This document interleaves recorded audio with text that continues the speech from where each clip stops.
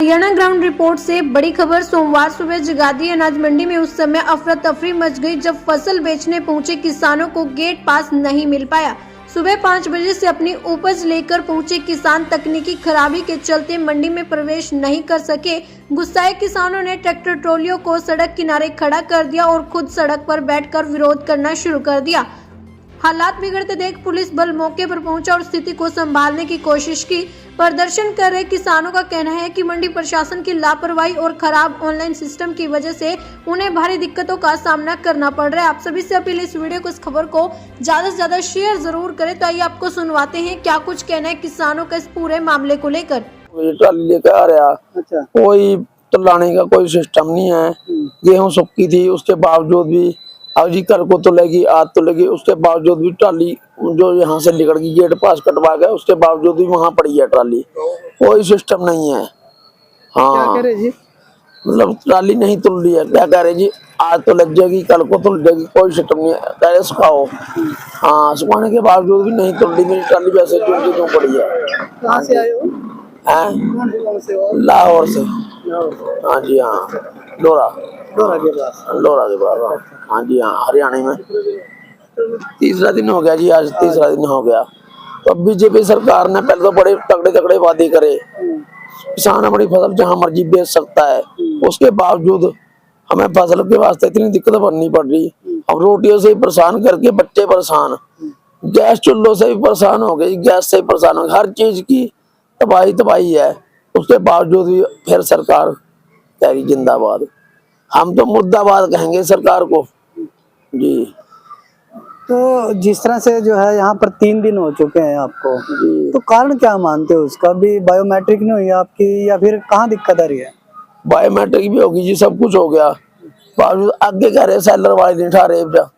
आगे मतलब लोन से लेने वाले हैं सरकारी, वो नहीं उठा रहे हैं। अच्छा, गेहूँ, हाँ में दिक्कत हो रही है। हाँ, उठाने में दिक्कत हो रही है जी।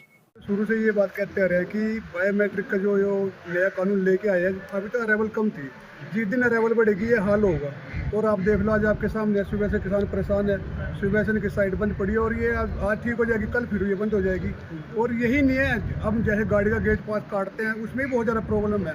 उसमें पहले जाते हैं एजेंसी के पास, फिर जाते हैं ठेकेदार के पास, फिर जाते हैं दोबारा मार्केट कमेटी के पास, फिर दोबारा एजेंसी के पास। एक गाड़ी का गेट पास काटने में कम से कम 1 घंटा लगता है और उसके बाद फिर उसको इन्वाइट कराने में बहुत टाइम लग रहा है। इनकी वो ऐप चलती नहीं, तो हर जगह इस जो नया जो इन्होंने ऑनलाइन सिस्टम सारी जगह बहुत टफ बना दिया, इसको बहुत मुश्किल कर दिया। इसको थोड़ा सरल करना चाहिए ताकि किसानों को भी राहत मिले और आड़तियों को भी।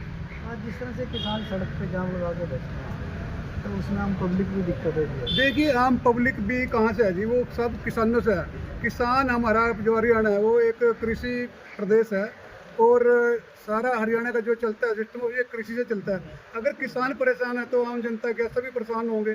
और सुबह जिस आदमी ने 3 महीने 6 महीने अपनी खेती पाड़ी, अपना खून पसीना किया और उसके बावजूद आकर वो मंडी में यहाँ गेट पर खड़ा है पूरा दिन धूप में, तो वो परेशान होगा, तो सभी परेशान होंगे जी। किसान कह रहे कि उनको 3 दिन में गए आए, उसका क्या कारण है? उसका कारण यह है कि जो हम पहले भी मैंने सभी चैनल के माध्यम से किसानों को एक अपील की थी कि जिस टाइम आपकी फसल पककर तैयार हो जाए तभी फूल लेके आए, नहीं तो अब बहुत ज़्यादा प्रॉब्लम है। पहले क्या चलता था, थोड़ा बहुत मॉइस्चर और तरल भी तुल जाती थी। अब की बार इतने सख्त कानून बना दिए कि हमारे पास अगर मॉइस्चर चाहे तो तय करो, 12-1 भी आएगा तो उसको रिजेक्ट किया जाता है। अगर कोई डेयरी गलती से गोदाम में चलेगी तो पूरी गाड़ी हमारी वापसी आती है। तब जब तक मॉइस्चर 12 नहीं होता तो हम उसको तोड़ नहीं पाते। किसानों से क्या? किसानों से यही अपील करूंगा कि किसान साथियों, आज बैसाखी का दिन है, आप सबको बहुत बहुत बधाई इसकी, क्योंकि ये त्यौहार हमारे किसानों से जुड़ा है। और जिस टाइम आपकी फसल पककर तैयार हो जाए, बिल्कुल वो उसमें नमी ना रहे, तभी उसको मंडी में लेके आए, नहीं तो अन्यथा परेशान होंगे, वो फसल नहीं बिक पाएगी और सरकार अब की बार बोल सकता है बिल्कुल भी नमी वाली फसल नहीं बिकेगी। है वो पूरी उसके ऊपर काम कर रही है और ऐसा नहीं है कि प्रॉब्लम लगातार चल रही है। प्रॉब्लम आईटी टीम ने रिजोल्व भी कर दी थी, मेरे पास खुद के पास, मैं सुबह से मंडियों में ही हूँ और वो प्रॉब्लम रिजोल्व भी हो रही है। बट ये भी पता चला है कि वो बार बार दोबारा रीअकर हो रही है। तो मैंने अभी यहीं से एक बार बताया है दोबारा, आईटी टीम जो है वो जॉब कर रही है, सर्वर रिलेटेड कोई प्रॉब्लम आ रही है जिसको रिजोल्व जल्दी ही कर लिया जाएगा। किसानों का कहना है कि बायोमेट्रिक्स उनको लगातार पिछले काफी दिन से दिक्कत आ रही है। आज तो बहुत ही जगह हो गया है। क्या ऐसा नहीं है कि जब साइट बंद हो जाती है तो मैनुअल तरीके से पर्ची काट के किसानों की एंट्री की, ताकि आम लोगों को भी किसी तरह नहीं देखो, जहाँ तक क्योंकि हम भी डेली बेसिस पे और सारी उसकी रिपोर्ट ले रहे हैं, कल तक कहीं पे भी हमें कोई ऐसी प्रॉब्लम का वो नहीं था। ये कल शाम से कोई सर्वर प्रॉब्लम आई थी, तो जिसकी वजह से ऐसा नहीं है कि लगातार लंबी प्रॉब्लम चल रही है। ये भी पिछले 2-3 घंटे में प्रॉब्लम आई थी, जिसकी वजह से ये हो गया और अभी वो रिजॉल्व भी हो गई है। अभी आपके सामने सभी को चेक किया है और मैं भी खुद यहीं पे हूँ, इसीलिए और टाइम टू टाइम मैं आईटी टीम के साथ जुड़ा हुआ हूँ। जैसे ये होती है, मेरे को नहीं लगता कि अराउंड, अगर बायोमेट्रिक ऑथेंटिकेशन की बात करूँ तो इसको अभी भी हमने जब चेक किया तो 20 सेकंड से ऊपर नहीं लग रहे हैं। तो ये जैसे अगर क्योंकि पोर्टल डाउन हुआ है, नो डाउन हुआ है, पर वो उसकी एक बार उसको प्रॉब्लम आईटी टीम देख रही है कि किस तरीके से प्रॉब्लम हुई थी और उसको रिजोल्व जल्दी अभी तो कर लिया गया है एक बार। अगर फिर भी प्रॉब्लम आती है तो इसको देख के इसका परमानेंट सोल्यूशन करने पे टीम लगी हुई है। किसान ने तो सर आरोप लगा रहे कि जो घोटाला हुआ उसमें अफसर कर्मचारी इन्वॉल्व है, किसानों को इसके बीच में क्यों लपेटा जा रहा है? नहीं, किसानों को इसके बीच में बिल्कुल नहीं लपेटा जा रहा है। ये तो एक सिस्टम के इंटीग्रेशन के वो होते हैं। ये गवर्नमेंट ऑफ इंडिया का मैंडेट था, जो बायोमेट्रिक वेरिफिकेशन भी है, और ये मैंडेट इवन 2 साल से गवर्नमेंट ऑफ इंडिया कह रही है कि इसको इम्प्लीमेंट करो, जिसके लिए सिस्टम लेवल पे जो चेंजेस हैं वो किए जा रहे थे। वो एक वन ऑफ दी, वो ठीक है कि एक पिछले उसमें धान घोटाला का अगर कुछ हुआ है कहीं पे तो उसकी जांच चल रही है, और जबकि इसका उससे कोई ऐसा नहीं है कि इसका कोई बहुत बड़ा लेना देना है, क्योंकि बायोमेट्रिक ऑथेंटिकेशन तो एक गवर्नमेंट ऑफ इंडिया का प्रोटोकॉल है जो गवर्नमेंट ऑफ इंडिया ने सभी स्टेट्स में इक्वली लागू किया है।